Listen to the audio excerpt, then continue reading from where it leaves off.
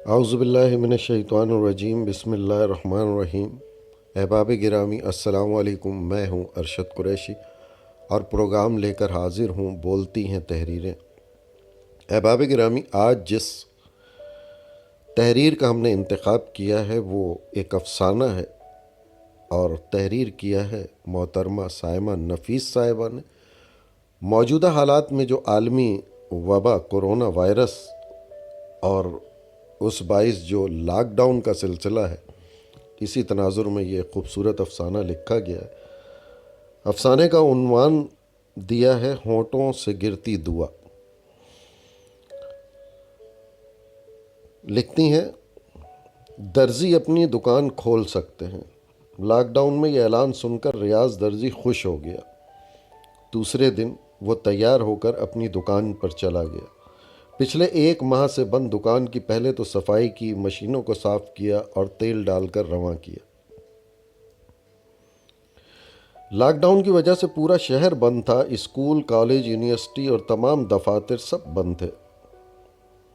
صرف اجناس کی خرید و فروخت ہو رہی تھی۔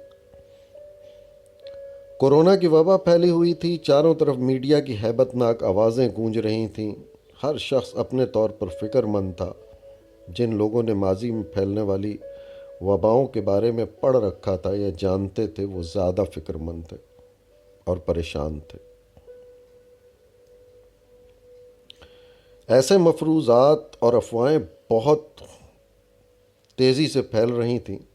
کوئی اسے انسانی حاکمیت کی سازش گردان رہا تھا، کوئی اس کے در پردہ ملنے والے فوائد کی بات کر رہا تھا۔ حکومتی سطح پر کرنٹین سینٹر قائم کیے جا چکے تھے۔ اس وبا کے شکنجے میں جکڑے جانے والے وہاں علاج کے لیے کرنٹین کر دیے جاتے تھے۔ عالمی سطح پر بھی خبریں اور افواہیں ساتھ ساتھ سفر کر رہی تھیں۔ ماحول میں آنے والے موت کے طوفان کی بو تھی، جس کے پیش نظر حکومتی سطح پر لاک ڈاؤن کروا کر سب کو اپنے گھر میں رہنے پر پابند کر دیا گیا تھا۔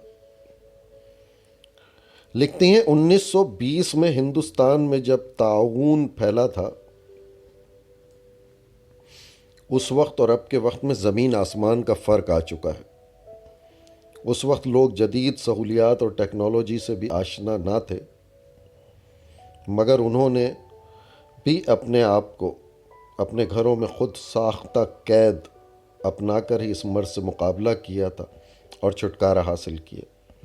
چنانچہ آج بھی اس سے پہلا بچاؤ ہر شخص کا اپنا گھر ہی بتایا جا رہا ہے۔ لوگ اپنے اپنے گھروں میں محصور رہتے رہتے اکتاہٹ کا شکار ہو گئے تھے کہ سب کام کاج جہاں تھے وہیں رک گئے تھے۔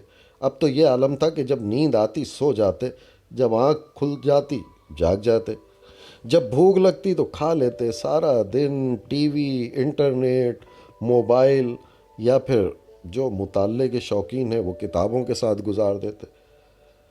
نہ کسی کو کہیں جانے کی جلدی، نہ کسی کے آنے کا انتظار۔ زندگی کوما کے مریض کی طرح ہو کر رہ گئی تھی۔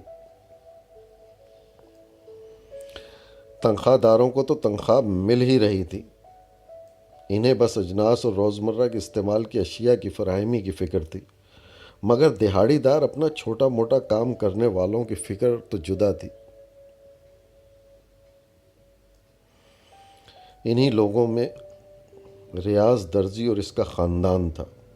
4-5 بچوں، بوڑھے والدین اور خود میاں بیوی، 8 لوگوں پر مشتمل ان سب کا کھانا پینا اور بوڑھے والدین کی دوا دارو الگ۔ کھلا خرچ تو وہ پہلے بھی نہ کر سکتے تھے، مگر اب تو حالات اور بھی کشیدہ ہو گئے تھے۔ جمع پونجی بھی خرچ ہونے لگی تھی اور اچھا برا وقت گزرنے لگا۔ وبا بھی آہستہ آہستہ بڑھ رہی تھی۔ رفائی ادارے کی رپورٹ کے مطابق روزانہ 30 سے 40 اموات ہو رہی ہیں۔ گویا موت آہستہ آہستہ اپنا دائرہ وسیع کر رہی تھی۔ لکھتی ہیں، صرف ابا جان کی پنشن تھی جو ان حالات میں بھی ملنے کی امید تھی، مگر وہ تھی کتنی۔ پھر امی ابا دونوں کی اپنی ضروریات اور ادویات ریاض کا کام کرنا بہت ضروری تھا۔ پھر اس کے دونوں وہ لڑکے جو اس کی دکان میں ملازم تھے، جو مشکل کی اس گھڑی میں ریاض کی طرف دیکھ رہے تھے۔ ریاض جیسے تیسے ان کی مدد بھی کر رہا تھا، مگر آخر کب تک بیکار بیٹھ کر کھانے سے تو قارون کا خزانہ بھی ساتھ نہیں دیتا۔ یہ تو پھر ریاض درزی کی دکان کا غلہ تھا۔ حکومت کی طرف سے درزیوں کی دکان کھولنے کا اعلان کیا ہوا، گویا ریاض درزی کی چلتی مشین کی موسیقی سنائی دینے لگی، جو اس کی روح کو زندگی بخشنے لگی۔ ریاض نے دکان کھولی اور اس کی صفائی میں جت گیا۔ دکان کے سامنے کرنے والے اکا دکا لوگ ریاض کو دکان میں اتنا منہمک دیکھ کر حیران ہو رہے تھے، مگر چپ چاپ اپنا کام کر رہا تھا، مگن تھا۔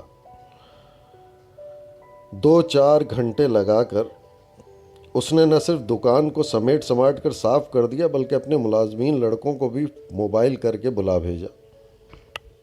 ابھی وہ دکان میں بیٹھا اپنے اس کپڑا فروش کاروباری دوست اجمل کا انتظار کر رہا تھا، جس کی دکان اکثر عید تہوار کے دنوں میں اپنے مستقل گاہکوں کے لیے کپڑا لیا کرتا تھا۔ کچھ دیر بعد اجمل آ گیا۔ ریاض درزی نے اس سے کورے سفید لٹھے کا سودا کیا۔ اجمل کپڑے والا بھی ریاض درزی کو ادھار کپڑا دینے پر راضی ہو گیا۔ نہ جانے کب مارکیٹیں کھلیں اور کب خرید و فروخت شروع ہو، حالات تو اس سمت جاتے نظر نہیں آتے۔ گودام میں پڑے رہنے سے بہتر ہے ریاض درزی کو ادھار پر ہی فروخت کر دیا جائے۔ ترسیل کا ذمہ بھی خود لے کر اجمل کپڑے والے نے ریاض درزی کی مشکل حل کر دی۔ دوسرے دن ریاض درزی دکان پر بیٹھ کر سلائی کرنے لگا۔ اس کے دونوں ملازم لڑکے بھی باری باری اس کی دکان سے کٹا ہوا مال لے جاتے اور دوسرے دن سلائی کر کے لے آتے۔ یہ تمام سلا ہوا مال ریاض درزی ہفتے میں ایک بار جا کر فلاحی ادارے کو دے آتا اور اپنی قیمت لے آتا۔ اس طرح نہ صرف اس کے گھر کی بلکہ اجمل کپڑے والے اور اس کے دونوں ملازم لڑکوں کے گھروں کی گاڑی بھی چلنے لگی۔ اس دن بھی وہ ناشتہ کر رہا تھا، اسے دکان جانا تھا۔ اس کی بیوی اس کے پاس ہی بیٹھی ہوئی تھی، جبکہ اس کی دونوں بیٹیاں قریب ہی فرش پر بیٹھی کھیل رہی تھیں کہ آپس میں جھگڑ پڑیں۔ بڑی بیٹی چھوٹی بہن سے کہہ رہی تھی کہ تم نے بے ایمانی کی ہے، میں تمہارے ساتھ اب نہیں کھیلوں گی، جبکہ چھوٹی بیٹی بولی نہیں، میں نے بے ایمانی نہیں کی، مجھے معلوم ہے بے ایمانی کرنے سے دعائیں قبول نہیں ہوتیں۔ ریاض اور اس کی بیوی اٹھ کر بچیوں کے پاس بیٹھ گئے۔ ریاض نے اپنی چھوٹی بیٹی کو پیار کرتے ہوئے کہا، شاباش،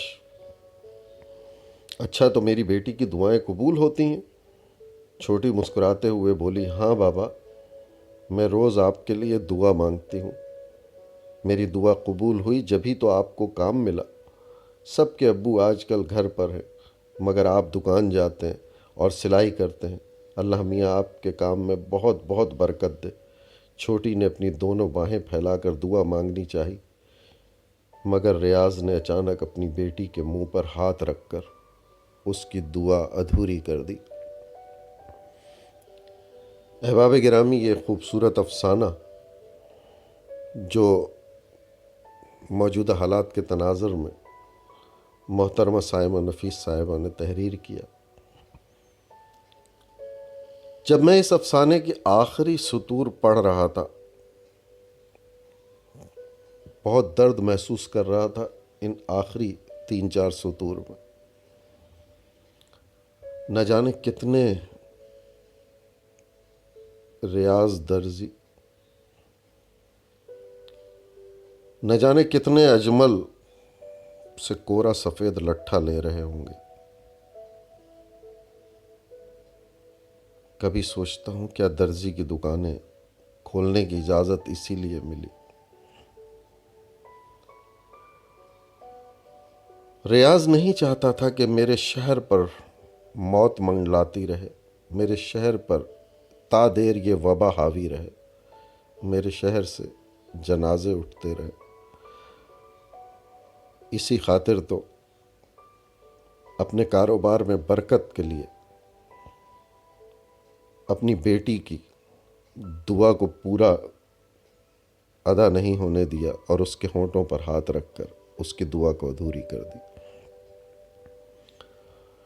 احباب گرامی، محترمہ سائمہ نفیس صاحبہ کا یہ افسانہ آپ کو کیسا لگا؟ میں منتظر رہوں گا آپ کے رائے کا۔ اگر آپ کو افسانہ اچھا لگا تو ضرور اپنی رائے دیجیے گا۔ اگر آپ چاہتے ہیں کہ آپ کو بولتی ہوئی تحریریں اور اس کے علاوہ جتنے پروگرام ہم کر رہے ہیں ادبی علمی، وہ آپ کو باقاعدگی سے موصول ہوتے رہیں تو ضرور ہمارے چینل کو سبسکرائب کریے گا۔ اگلے پروگرام تک کے لیے اجازت چاہوں گا۔ اپنا بہت خیال رکھیے گا۔ فی امان اللہ۔